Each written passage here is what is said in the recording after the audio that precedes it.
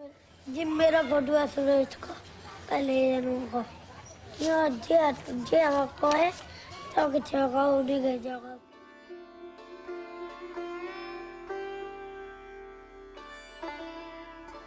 हिंदुस्तान दुनिया के सबसे गुंजान आबाद ममालिक में से एक है। मज़हब, सकाफ़त और रवायत से माला माल। शहरों में, गाँवों में, घर घर में अनदेखी और अनसुनी कहानियाँ कूट कूट के भरी हैं। कुछ सच और कुछ झूठ, और कुछ जो आपको अंदर से हिला के रख देती है। आज की ये कहानी हमें आगरा शहर से 17 किलोमीटर दूर बार नाम के गांव में लेकर चलती है।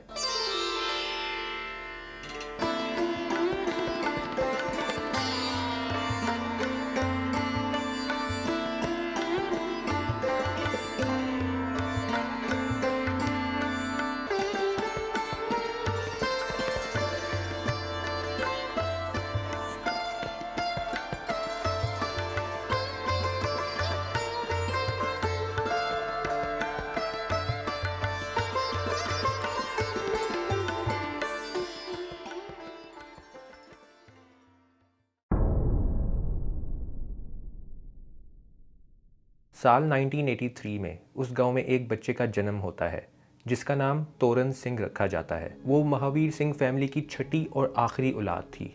तोरन को सब प्यार से टीटू बुलाते थे। टीटू सबसे छोटा बालक है मेरा।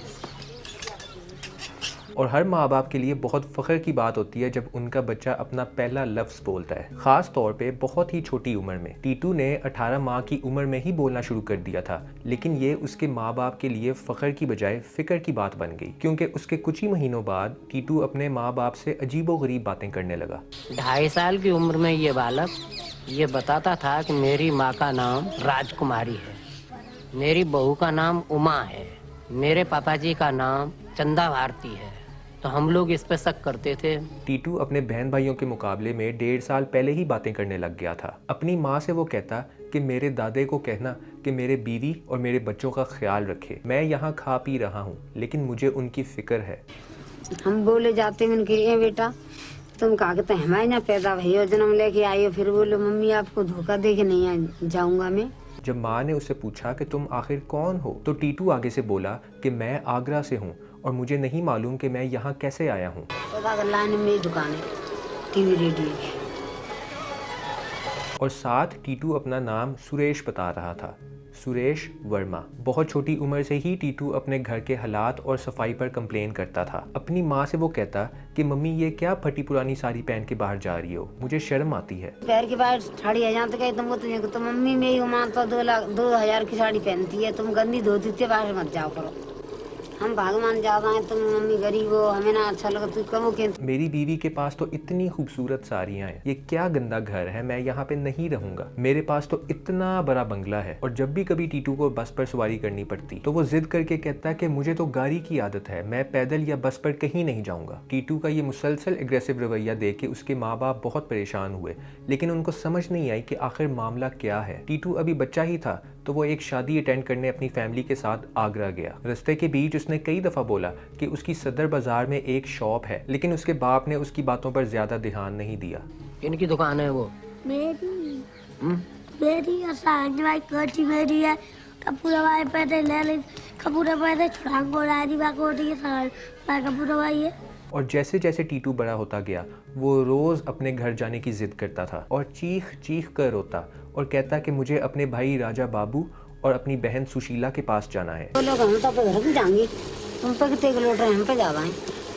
हम तो आगे हमारी दुकान है, आगे हमारे बच्चा है, हम सब छोड़े तो बात यहाँ तक पहुँच गई थी कि वो अपने माँ बाप को भी गुल्लू के मम्मी पापा कहने लगा। गुल्लू जो टीटू का बड़ा भाई था। अप्रैल साल 1987 एक दिन टीटू बेइंतहा रोने लगा जब उसका बाप उसको बताए बगैर आगरा एक ड्यूटी पर चले गए। टीटू की ये हालत देख के उसके भाई और उसके दोस्त ने फैसला किया कि वो टीटू को आगरा ले जाएंगे और देखें कि आखिर मामला क्या है। घर वालों ने ये फैसला किया कि मैं आगरा जाकर पता करूं कि जो मेरा छोटा भाई टीटू बोलता है वो सच है कि नहीं। टीटू ने फिर बताया कि उसकी सदर बाजार में एक रेडियो शॉप है, सुरेश रेडियो के नाम से। आगरा पहुंचते ही उन तीनों ने उस दुकान को ढूंढने की बहुत कोशिश की। घंटों बाद जब वो थक थका के अपने घर को वापस रवाना होने लगे तो उनकी नज़र एक दुकान पर पड़ी।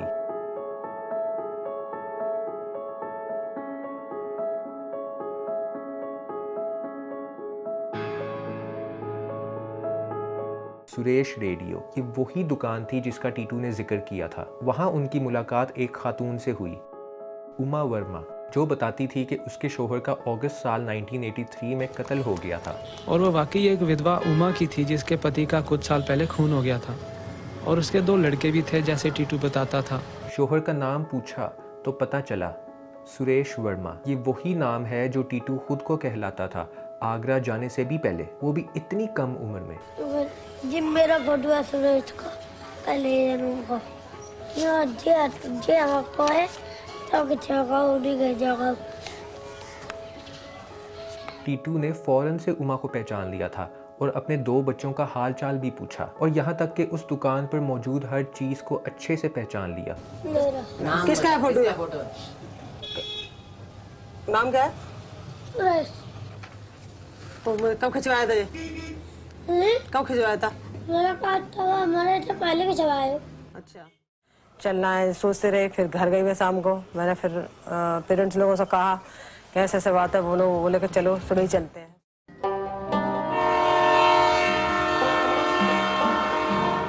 कुछ टाइम बाद उमा वर्मा और उसकी बाकी फैमिली मतलब सुरेश के माँ बाप और बहन भाई बार गांव की जानिब निकले उसी टीटू से मिलने।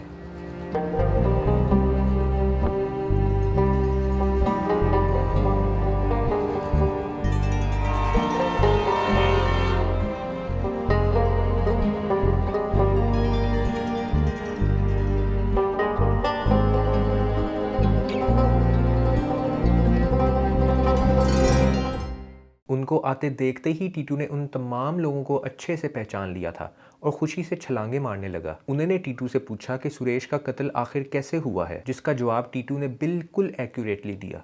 टीटू बलबीर ने गोली मारी। तुम क्या कर रहे थे? बता जल्दी बता। उसने कहा कि जब वो अपने घर के बाहर था तो 3 लोगों ने आकर उसे रोका और उनमें से एक ने उसके सर पर गोली चलाई, जिसके बाद वो फरार हो गए। सुरेश उनके चेहरे नहीं देख पाया क्योंकि रात का वक्त था, लेकिन वो जानता था कि वो हैं कौन। गए तो खोल नहीं पाई, उठा में आता गए, ऐसा कोने खाली मार गए।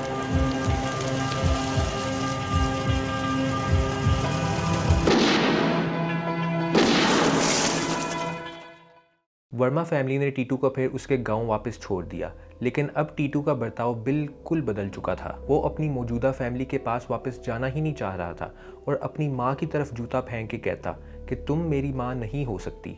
मार दिन तक जी वाला तो यूं कि तुम तो आगे जाओ, मैं ना उठती भैया तू आगे जाओ तो हम जान न पहचान कहाँ जाओ आगे के ना मैं ना उठे तो आई झट झोला अपने छोटे छोटे कपड़ा भरे और झट चल रहे। तो पूरे गांव में ये खबर तेजी से फैल गई थी और लोगों को ये समझ आने लगी कि ये शायद एक री इनकारनेशन का केस है और उनके लिए इस बात पर यकीन करना आसान था।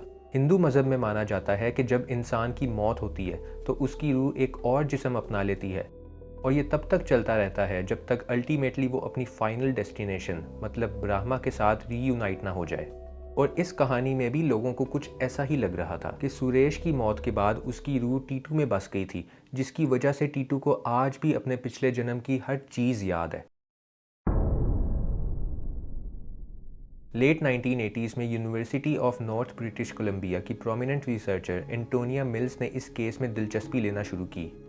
वो री इनकारनेशन स्टडीज़ में महारत रखती थीं, लेकिन उनको मालूम था कि टीटू का केस उनके लिए एक बहुत बड़ा चैलेंज साबित होगा। मिल्स ने टीटू के साथ खूब टाइम स्पेंड करना शुरू किया और उसके बिहेवियर्स को अच्छी तरह एनालाइज किया। एक दिन वो टीटू को लेकर बाजार गईं, जहां उन्हें कुछ चूड़ियां पसंद आईं, लेकिन जब वो दुकानदार को पैसे देने लगी तो टीटू आगे से बोला कि ये हमारी देश की मेहमान है, इनसे अगर पैसे लिए तो मैं तुम्हें गोली मार दूंगा। टीटू की ये बात सुन के एंटोनिया मिल्स हैरान तो हुई, लेकिन ये बिहेवियर उनकी स्टडी को अच्छी तरह सपोर्ट करता था। वो इसलिए क्योंकि सुरेश वर्मा रेडियो शॉप चलाने के अलावा एक स्मगलर और गुंडा भी था। सुरेश की नेचर भी शुरू से एग्रेसिव थी और आए दिन उसकी लोगों के साथ फड्डेबाजी चलती थी और मालूम होता था कि उसकी मौत भी इन फड्डों की वजह से हुई।